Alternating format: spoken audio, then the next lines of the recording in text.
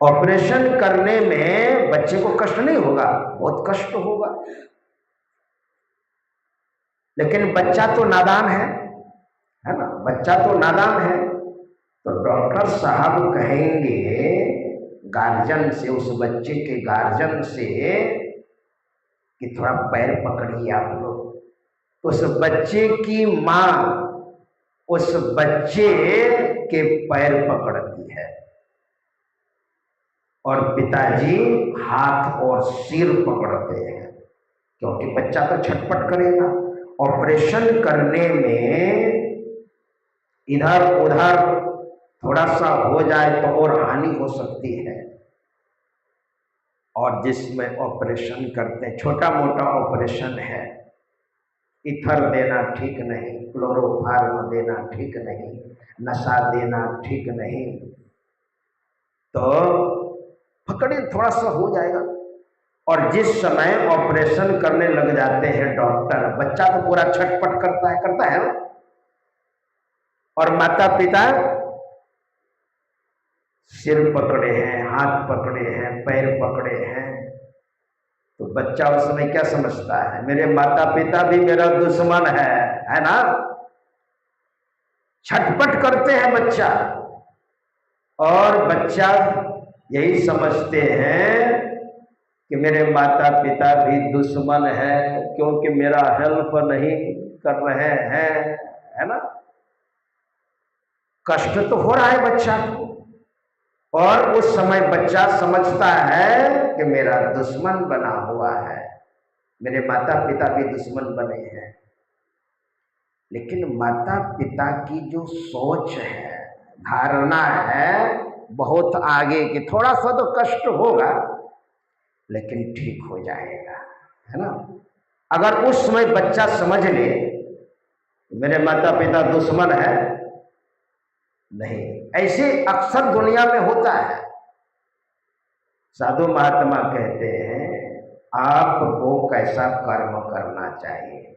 बहुत बार बुरा भी थोड़ा लगता है ना, लेकिन नहीं, उसके हित की बात हो रही है, तो आप कैसा कर्म कर रहे हैं।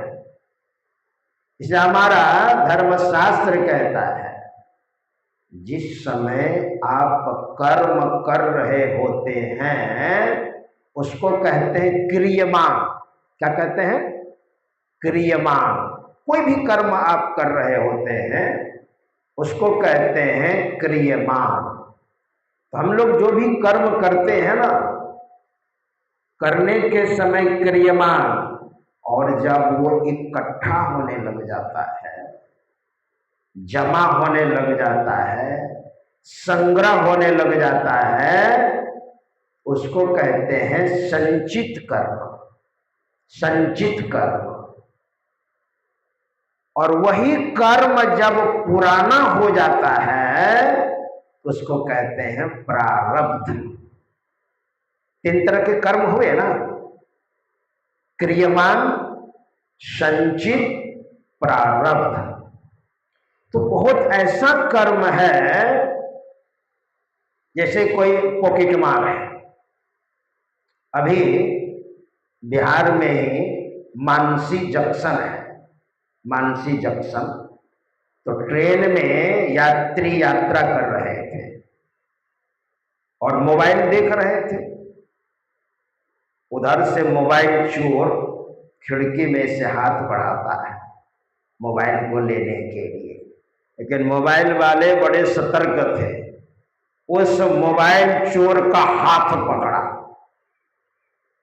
और ट्रेन खुल गई। वो तो छटपट कर रहा है और इधर से पकड़े हैं कस करके।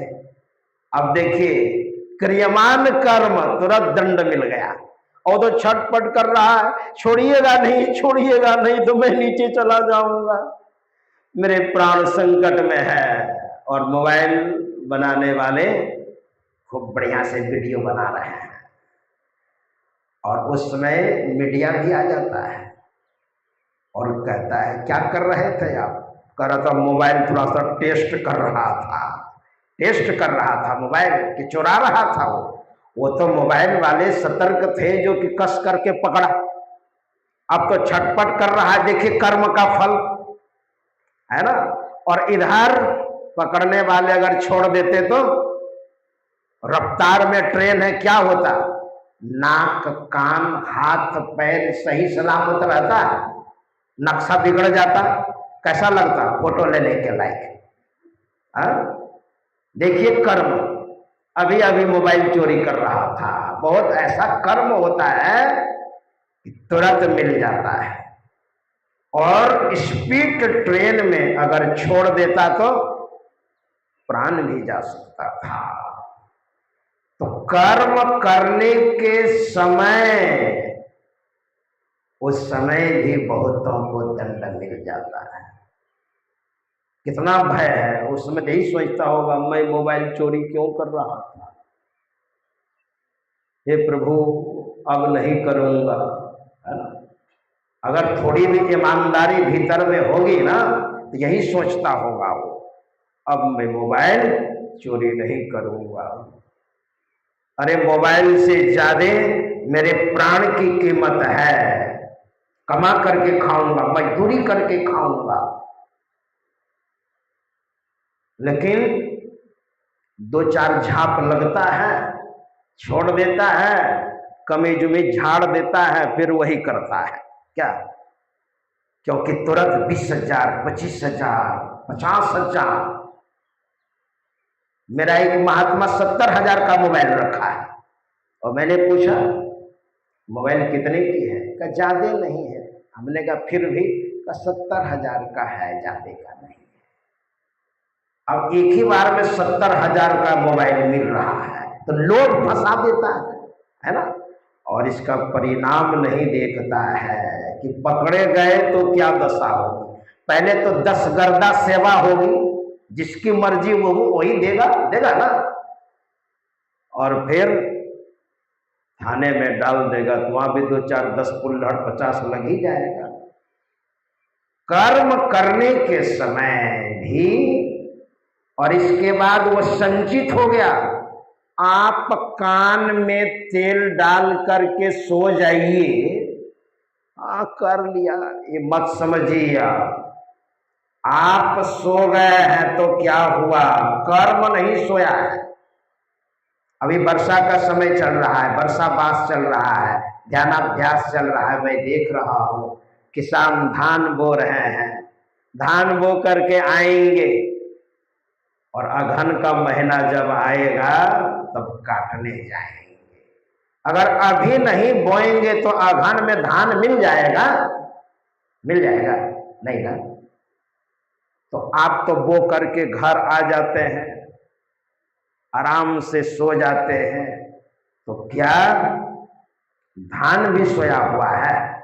नहीं, धान सोया हुआ नहीं है, धान अपना काम कर रहा है। यहां दुनिया में जितने भी प्राणी हैं, चाहे वो जड़ है, चाहे चेतन है, चाहे कीट पतंग, हाथी घोड़े, हाथी से लेकर के चींटी पर्यंत, और चींटी से लेकर के हाथी, चींटी से ब्रह्मा, ब्रह्मा से हाथी तक, सब के सब लोग क्रियान्वित होते हैं, हर समय कर्म करते रहते हैं।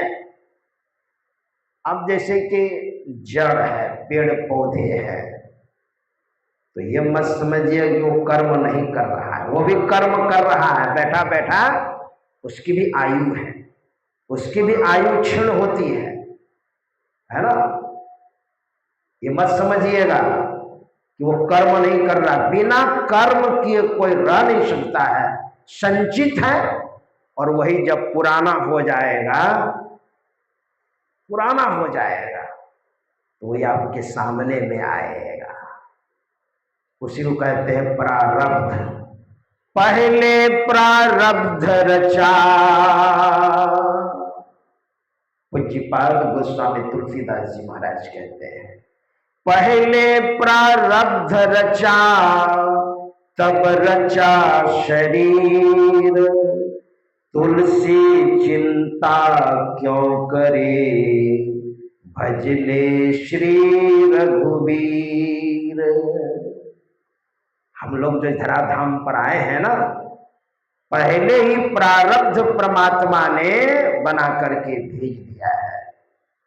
ध्रुव प्रहलाद अचल भय जासे राज्य विभीषण पाया। संत कबीर साहब ने भी कहा है, अजहू चेत हेत कर पीयू से हेरे नीलज बिहाया।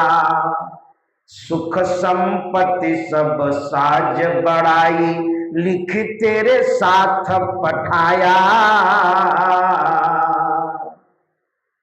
सुख संपत्ति सब साज बड़ाई लिख तेरे साथ पठाया। पहले आपका प्रारब्ध भेज दिया है। प्रारब्ध समझ गए ना, पुराना कर्म आपका यहां पर सब है। थोड़ा कर्म कीजिए और वो प्रारब्ध आपके सामने में आने लग जाएगा। हम लोग यहां पर आए हैं, परमात्मा ने पहले भेज दिया है। आपका ही कर्म परमात्मा भेज देते हैं, जाओ कर्म नहीं कीजिएगा। दाल भात सब्जी परोस करके दे दिया है, लेकिन हाथ से तो उठा करके खाना पड़ेगा ना। या कोई खिला भी दे तो मुंह तो हिलाना पड़ेगा क्या, अंदर तो आपको ही डालना पड़ेगा। और नहीं कीजिएगा तो कर्म तो आपको करना ही पड़ेगा, है ना।